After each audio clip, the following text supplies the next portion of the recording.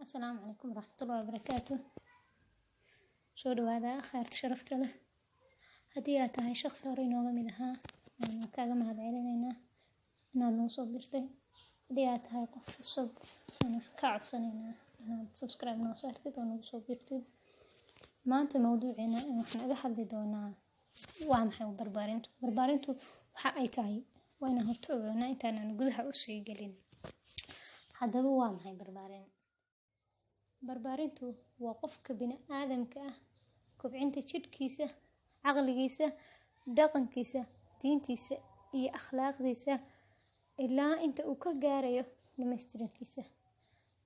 Ilaa inta uu dhammaystirmayaan qodobadaas oo dhan jidhkiisa, caqligiisa, dhaqankiisa, diintiisa iyo akhlaaqdiisa ilaa inta uu dhammaystirayaan mayaan qofka la kobciyo ayaa la dhahaa barbaarin.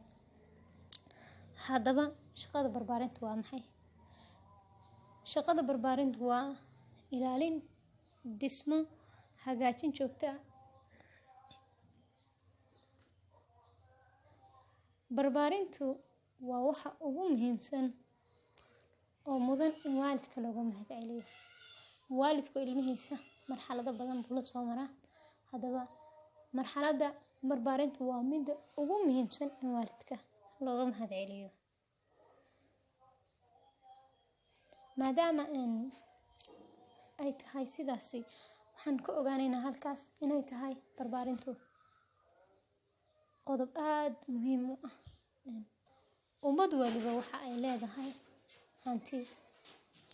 hantida ugu weyn ee ummad leedahayna waa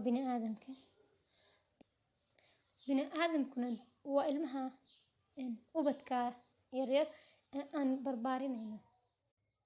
haddaba si aan u kobcino una barbaarino ilmaheena ama ubadkeena waa inaan waqti gelinaa, waa inaan wax kasta oo ay ku hagaagayaan aan gelino, hadday hanti tahay iyo hadday waqti tahayba. ilmahaaga inaad aga dhimato hanti aad u fara badan adigoo aanan soo barbaarin wanaagsan oo aadan gelin waqti ay wax hanti ah balse aad u samaysay hanti baa waxa